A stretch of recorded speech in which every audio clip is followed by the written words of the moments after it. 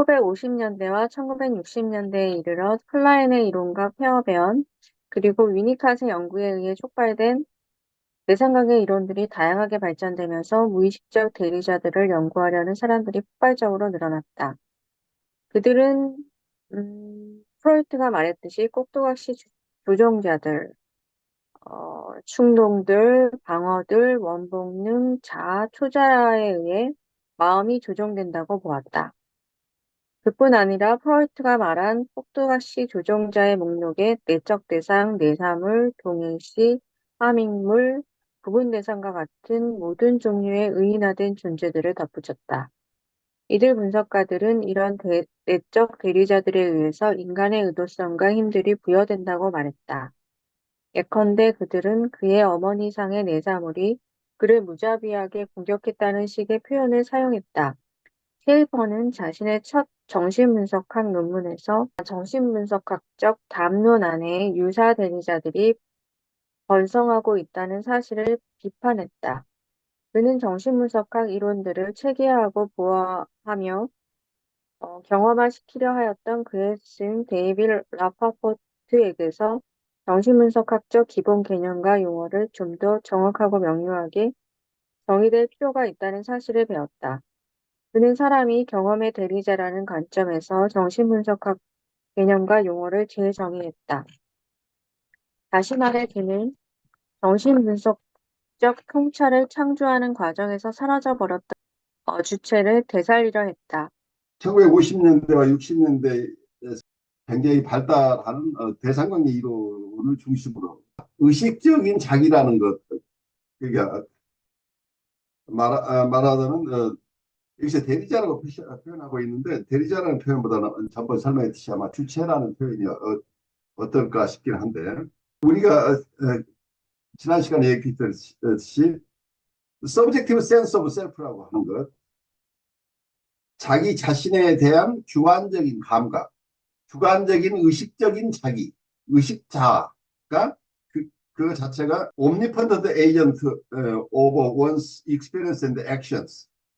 인간이 스스로 자기 경험과 행동을 결정하는 어떤 주체라는 생각을 주관적인 자기 감각으로 이걸 환상이라고 일루전이라고 하는데, 그래서 의식적인 주체가 환상인데, 환상이라고도 해도 꼭두각시라고 얘기를 하는, 이 꼭두각시 인형 뭐 이런 여러 가지 개념인데, 팝핏이라는 개념인데, 이런 팝핏을 조종하는 어떤 존재가 필요하다는 얘기가 되죠. 이거 의식적인 자기를 꼭두각시나 인형이라고 본다면 인형을 조종하는 어떤 존재가 필요하다. 그 존재가 무엇인가에 대한 개념들이 필요한데, 의식적인 자기를 조정하는 무의식 속에 정신적인 대리자라는 개념을 썼는데, 무의식적인 대리자라기보다는 그게 통합된 하나가 아닐지라도 부분적인 주체들이 있다고 본 거죠. 그 심리기구라고 하는, 심리기구가 어떤 영향을 미친다. 무의식 속에서 심리기구들이 작동하고 있다. 그러면 심리기구가 여기서는 그리고 여기서는 원본능 자아 투자로 본 거죠. 부분적인 자기라고 얘기를 할 수 있을 거예요. 이게 심리기구가 결국은 심리기구가 있어, 심리기구가 의식적인 자기에 영향을 미친다, 이렇게 보는 거예요. 의식적인 자기는 환상이라고 한다면 의식적인 자기를 조종하고 있는 무언가가 필요한데, 여기는 심리기구와 역동적인 힘이라고 하는 이 두 가지를 상정을 했어요. 프로이드가. 심리기구는 원본능 자아 초자아가 되겠죠. 그리고 역동적인 힘은 본능적인 충동, 그리고 방어, 이런 개념을 사용해 했는데, 무의식 속의 어떤 힘들이, 의식자라고 얘기를 할까요? 의식적인 주체를 조정하는데, 이 두 가지가 지금, 그리고 허상 혹은 꼭두각시로서의 자아의식, 자기의식과 이 허상에게 실질적인 영향을 미치고 있는 무의식 세계 속의 어떤 힘들과, 그리고 그러한 정신기구라고 하는 것 자체가 심리 기구로이지만 다른 쪽에서 본다면 심리 기구가 있다. 심리 기구가 작동하니까 무의식 속에 있는 심리 기구가 의식 속의 자기를 의식 속 의식적인 여기서는 대리자가 표현하고 있는데 의식 속의 주체 의식 그 의식의 내용을 지배한다. 하고 이렇게 본 거죠. 그런데 거기에는 말하자면 19세기의 기계론을 배경으로 단순하게 심리 기구만 있어야 되는 게 아니고 거기에는 전원이 필요하다. 그러니까 에너지가 필요하다. 그 에너지는 어디서 공급되느냐고 봤을 때 여기서 instinctual impulses 본능적인 충동과 그리고 defenses가 사용됩니다. 본능적인 충동과 방어 이 두 가지 힘들이 역동적으로 작용하면서 그게 심리 기구가 이드 이고 슈퍼 이고가 있는데 마치 의인화한 거라. 의인화해서 생각을 하는데 그 전까지는 우리가 우리 안에 하나의 사람이 있다고 사람들이 상상을 했는데 우리 안에 마치 이걸 잘못 이해를 하면 세 사람이 앉아 있어가지고 이드라는 사람하고 이고라는 사람하고 슈퍼 이고라는 사람이 셋이 있어가지고 그 사이에 충동과 그리고 방어라는 힘을 사용해서 서로 간에 타협하고 서로 간에 싸우고 경쟁하고 뭐 이런 묘한 어떤 구조를 그려낸 거죠. 그래서 이게 의인화된 하나의 구조. 그래서 내적 세계의 중요성이 강조된 거죠. 내면 세계. 내면 세계에 어떤 보이지 않는 심리 기구와 그리고 심적인 힘들이 있어서 어, 의식적인 우리의 주체라고 하는 것은 허상이고 우리가 알지 못하는 무의식의 세계 속에서 우리를 지배하는 심리 기구와 그리고 심리적인 힘들이 숨어 있다. 이제 이런 개념을 사용했다는 얘기예요. 이게 프로이드 속에 이미 있어요. 이런 개념들이. 그런데 대상과 이런 배경 속에서 프로이드의 이 개념 속에 숨어 있던 부분들을 좀 더 활발하게 발달시킨 게 대상관계 이론이죠. 1950년대, 60년대 사이에 영국의 클라이언을 중심으로 한 대상관계 이론 그리고 페어벤, 위니컷 이런 분들이 대상관계 이론을 더욱 발전시키면서 지금까지 얘기했던 이 꼭두각시를 조정하는 주체들, 이 꼭두각시 의식적인 자아를 꼭두각시라고 봐버리니까 무의식 속에 있는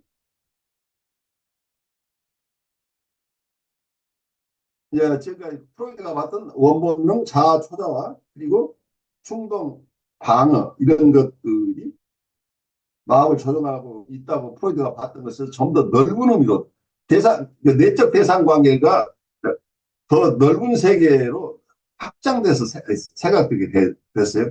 그러니까 대상관계 이론 속에서는 프로이드가 봤던 마음의 삼중 구조 이론을 넘어서서 더 많은 내적 대상에 대한 얘기를 하고 있죠.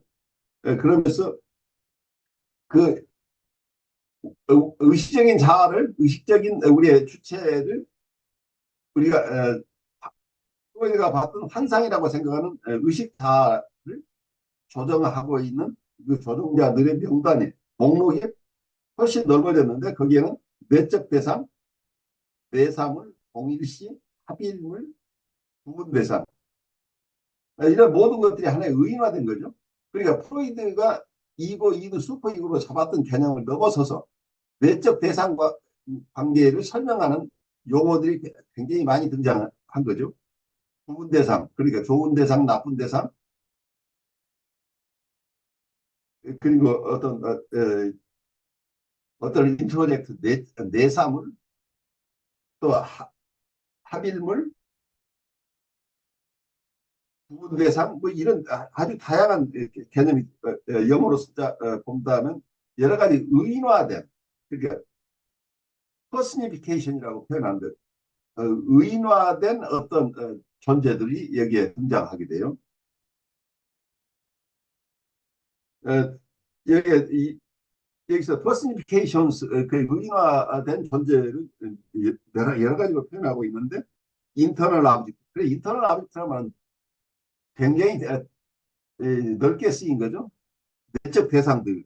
여기서는 그리고 내적 대상들이란 말고 인트로젝트라는 말도 쓰고 내사물이라는 용어도 쓰고 아이덴티케이션스는 우리가 동일시라고 얘기를 하고 있고 그 인코퍼레이션스 이게 함인물 합일물이 아니라 함일물로 이걸 고치세요. 번역이 잘못된 거 함일물 인코퍼레이션이라 함입이라고 하죠.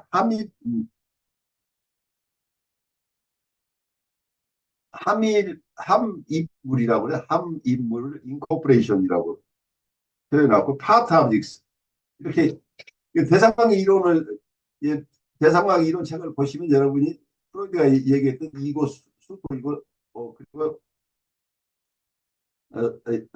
이고 슈퍼 이고라는 이 심리 기구를 떠나서 훨씬 많은 다양한 내적 대상들에 대한 얘기를 하고 있죠. 그래서 이게 굉장히 넓어졌다는 얘기예요. 그러니까 학자마다 자기가 선호하는 여러 내적 대상들 내적 대상들을 상정해서 그 이론을 세워 온 거죠.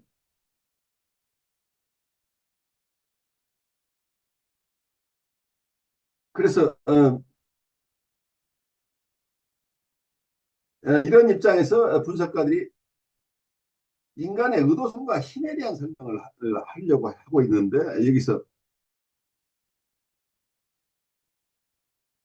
하나의 유행처럼 번역이 intentionality and power to these internal agents.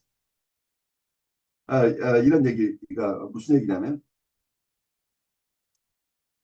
이러한 내적 주체라고 그냥 얘기를 합니다. 내적 주체들에 의해서 인간의 의도성과 힘들이 부여된다.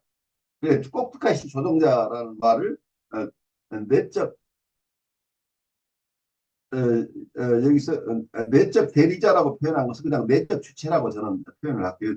내적 주체가 하나의 주체가 아니고 여러 개로 우리 마음속에 여러 주체가 있는데 그 주체들이 의식자에 영향을 미치고 있다. 이렇게 볼 수 있겠죠. 우리가 알고 있는 나라는 의식자는 우리가 일반적으로 나라고 생각하고 있는 내가 모르는 내가 내 안에 숨겨져 있는 내가 모르는 나를 하나의 어떤 나로 보는 게 아니고 아주 다양한 어떤 내적 대상들을 상생하고 있는 거죠. 그래서 이 이론을 가지고 사람을 설명하려고 이 이론을 가지고 정신분석에서는 우리의 의도성, intentionality라고 하고 그리고 또 하나는 의도성과 그리고 파워 어, 어, 그래요. 의도성과 어떤 역동들을 설명하려고 했다는 얘기죠. 이러한 내적 대상들에서 우리가 어떤 행동에 대한 내적 대상들에서 우리의 인텐셔널리티가 표현되고 그리고 파워가 그 내적 대상들에서 의도성과 힘이 주어진다 이런 개념을 쓰고 있는데 굉장히 어떤 면에서 우리 마음의 세계를 다양하게 특히 무의식의 세계 속에 있는 어떤 힘들과 그리고 인텐셔널리티 우리가 어떤 행동을 한다고 한다면 어떤 의도가 있게 되는데 인텐셔널리티라고 하는 개념은 굉장히 철학적인 개념이에요. 말하자면 실존주의 철학에서 나오는 개념이라고 보여요.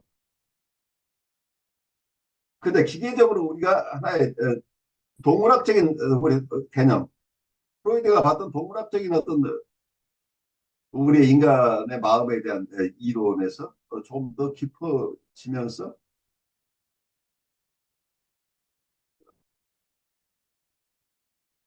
우리가 어떤 행동을 한다고 한다면 그 행동의 주체가 있을 것이라고 하는 개념이죠. 그러니까 말하자면 실존주의 철학 입장에서는 단순한 인과관계만 가지고 설명해내지 못하는 부분을 실존주의 철학에서는 우리가 우리에게 프리덤이 주어져 있다고 하는 개념을 가지고 있죠. 그래서 사르트르 같으면 우리는 자유가 주어진 것을 우리에게 주어진 자유를 하나의 저주라고 본 거죠. 그래서 우리는 태어나면서 우리가 이 세상을 살면서 계속 선택해 나가야 된다고.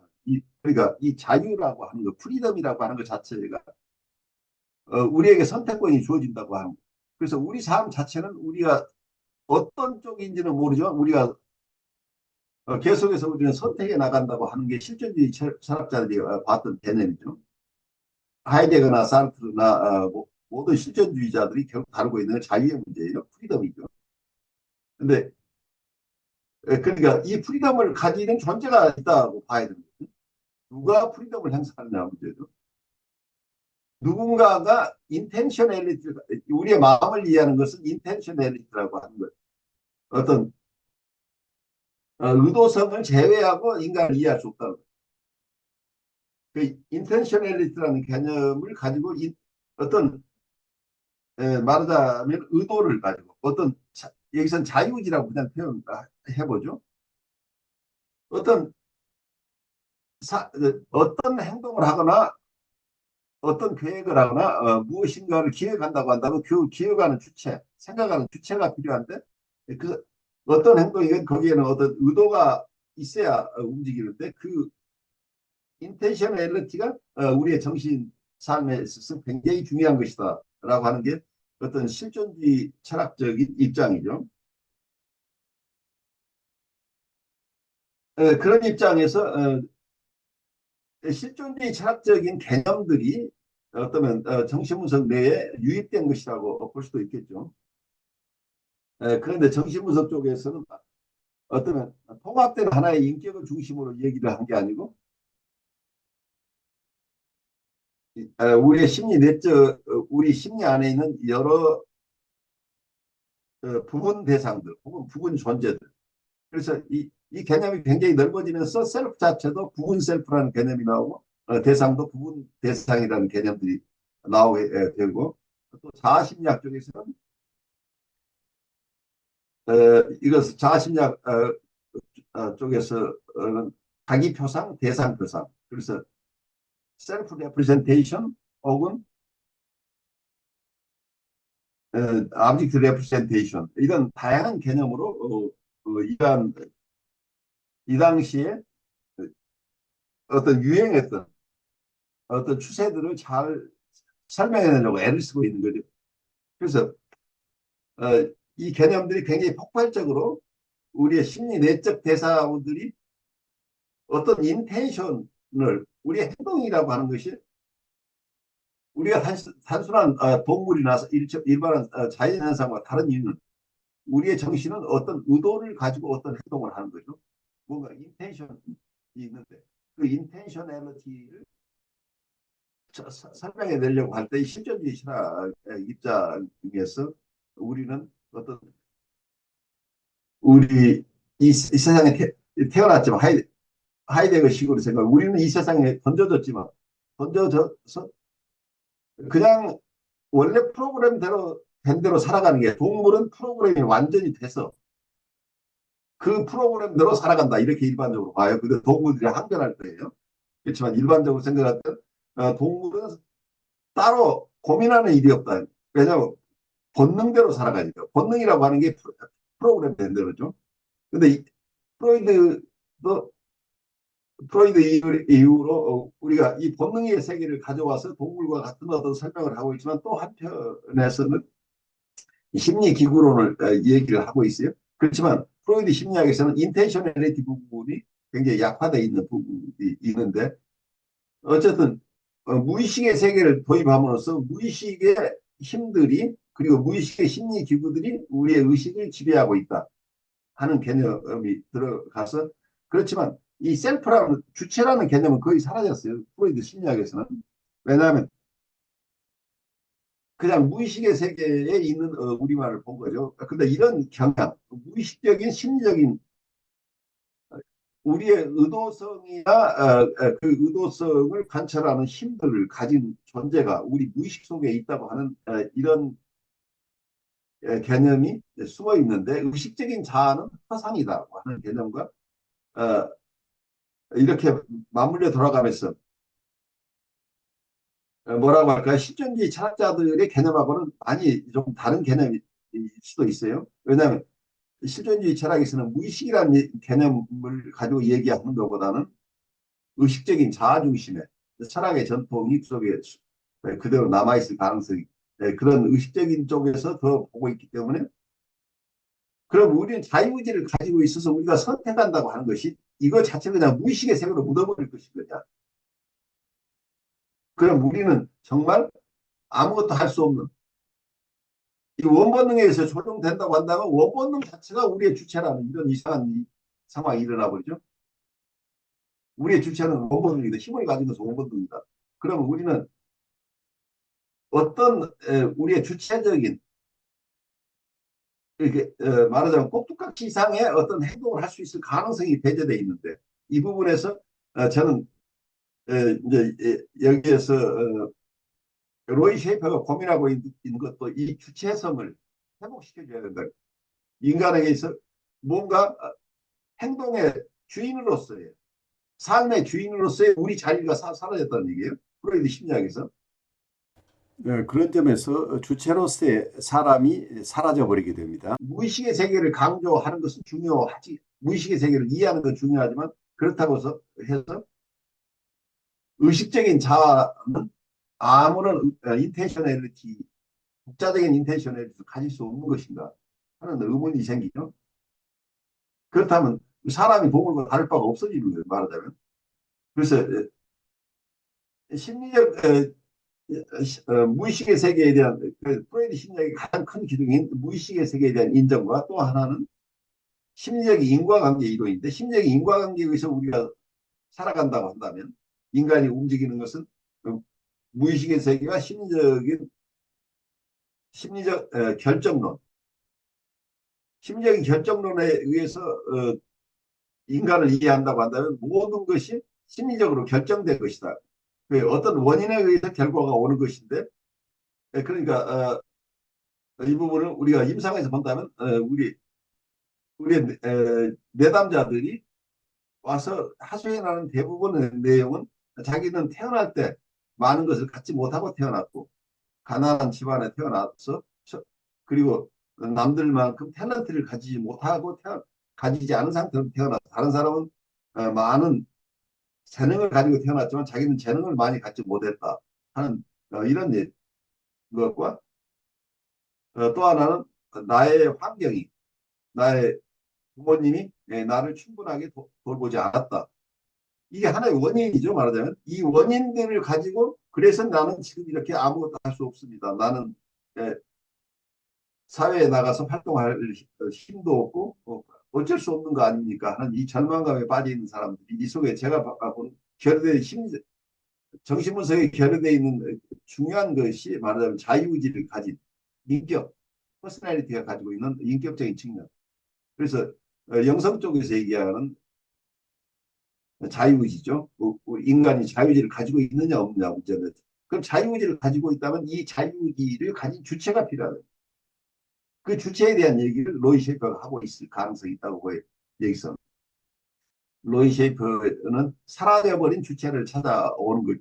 우리가 인간이 인간인 것은 우리 스스로 우리 삶의 주인이 우리라는 것을 이 정신분석의 세계 속에 도입하지 않고는 근원적으로 인간을 이해하는데 실패할 가능성이 있다고 보는데 이 로이 셰이퍼의 입장은 굉장히 충분히 이해가 돼요. 고민하고 있는 건데 이 부분이 깊은 영성적인 부분까지 들어가는 것은 아니에요.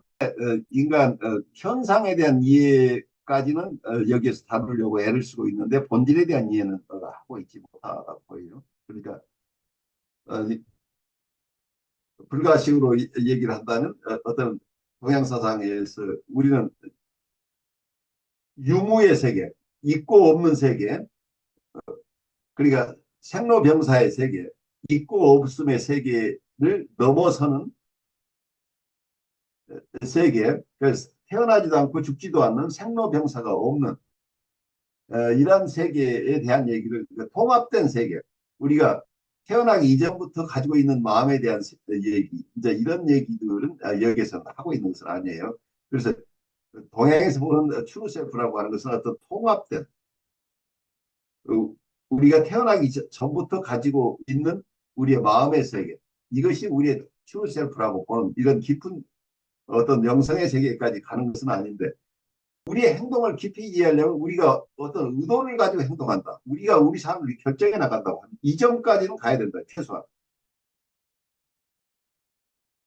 그 점에서 실존주의 철학은 저는 어, 이게 잘못하면 허무주의로 빠져버리는데, 그럼 우리가 자유의지를 가지고 있는데 어떤 행동을 해도 되느냐 하는 쪽에 가면은 신은 죽었다는 개념으로 가버리니까 이 허무주의로 빠져버리는데, 모든 권위를 다 어, 부정하는 것은 좋은데, 그럼 내가 신은 죽었으니까 내가 모든 걸 결정한다. 그래 내가 자유의지의 주체라고 이렇게 보는데, 그럼 자유의지를 가진 내가 모든 책임을 져야 된다는 어려움이 생기는 거죠. 모든 책임을 내가 지고 내가 결정하고 내가 책임을 져야 된다고 하는 것 자체가 서구인들이 생각할 때 이건 너무도 힘겨운 거예요. 그래서 이 우리에게 자유가 주어졌다는 것을 하나의 저주라고 받아들여서 이걸 뭐라고 할까, 건강한 도덕성이나 건강한 영성과 연결시키는데 실패하고 있는 부분이 실존주의 철학에서 보여요. 많은 경우에. 그게 두 가지로 가는데, 실존주의 철학이 한쪽으로는 신학과 연결돼서 오히려 유신론적 실존주의로 가는 이런 실존주의 철학이 있는가 하면, 한쪽에서는 허무주의로 빠져버리는 이런 실존주의 철학이 이 두 갈래로 갈리는데, 무신론적인 혹은 유실론적인 이런 실존주의가 있는데, 실존주의 자체는 무신론적인 것과 유실론적인 것이 있다 이렇게 보이는데, 말하자면 여기 정신분석 속에서 이러한 실존주의적인 사고들이 일정 부분 도입돼서 고민하고 있는 게 지금 어떤 로이 셰이프의 입장이 아닌가 싶어요. 이분이 막 이런 어떤 실존주의 철학적인 것 혹은 동양 사상에서 가지고 있는 이런 인간에 대한 깊은 이해들, 이것을 이분이 조금 충분하지는 않지만 이해하고 있는 입장에서 보니까 정신분석을 아무리 공부해도 정신분석에서 답이 나오지 않는 게 너무 많다고 본 거죠. 그래서 정신분석을 하나의 우리 안에 있는 주체를 인정을 하고, 그 주체를 중심으로 여러 가지 스토리 라인으로 삶을 보기 시작한 거죠. 그래서 이 내러티브라는 얘기가 여기서 나오는 거죠. 그래서 전통적인 정신분석에서는 해석이, 프로이드 책을 읽어보면 어떤 상황에서 이러이러한 현상이 일어났을 때 내담자가 이러이러한 얘기를 하고 이런 꿈을 꾸었으면 거기는 명백하게 하나의 원인이 있는 것처럼 그냥 1대1 대응으로 원인을 바로 찾아내면 그 원인을 해석해주면 바로 낫는 것처럼 이렇게 얘기를 하고 있는데, 그거 자체가 하나의 헛구일 가능성이 있다고 보는 거죠. 해석이라고, 해석학적인 입장에서는 자연과학적인 이러한 프로이드식의 획일적인 이런 사고에 의한 해석이 아니고, 다양한 신화 소설을 쓰는 것처럼, 신화 소설을 쓸 때 비극으로 갈 수도 있고 희극으로 갈 수도 있고, 여러분이 드라마를 보면서도 이게 어느 쪽으로 결론을 내야 될지 작자도 잘 모르잖아요. 계속 써나가면서. 그래 여러 스토리라인이 가능하다고 합니다. 이해해서 이런 쪽에서 본다면 정신분석에서 이루어지고 있는 여러 우리의 치료라고 하는 것도 여러 스토리라인을 내 가능성을 놓고 서로 얘기를 하고 있는 게 아닌가. 여기서 이미 정해진 하나의 원인과 결과 하나만을 가지고 우리가 접근할 것인가 하는 점에서 많은 생각을 하게 하는 거죠. 그리고 보통 정신분석에서 인과관계라고 할 때, 아무리 심적인 인과관계를 믿는 분들도 1대1 대응이 안 된다는 건 알아요. 이 사람이 지금 이 상태에 오는 데는 여러 가지 복합적인 요인들이 있기 때문에 어느 하나를 딱 집어서 이건 당신의 부모 잘못이다, 아니면 당신의 기질 때문이다, 이렇게 얘기할 수 없다고 하는 거죠. 그래서 이상적으로는, 과학적으로는 지금 이런 어려움이 있으면 메디컬 닥터가 보듯이 장기의 어느 부분이 나빠서 그 이 부분만 수술하면 된다, 이런 방식으로 우리의 인간을 이해하는 것은 어렵지 않느냐. 그래서 보통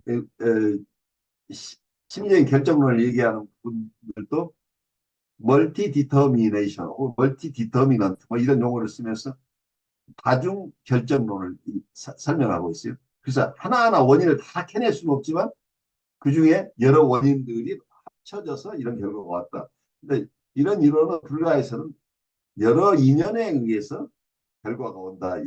이제 이런 개념으로서 인연법, 모든 것이 인연생이다. 그러니까 모든 사물은 자체성, 독자적인 실체가 있는 것이 아니고 인연에 의해서 계속 여러 모습으로 드러난다. 이제 이런 개념을 가지고 있어서 어, 이 로이 셰이퍼의 글들을 읽으면서 우리가 좀 더 풍부하게 이분이 어떤 결론을 낸 것은 아니라고 봐요. 이분 나름대로 고민하던 부분을 글로 이렇게 썼다고 보이는데 어, 이분이 애쓴 부분이 무엇인가 우리도 같이 고민을 하면서 얘기를 들어보죠.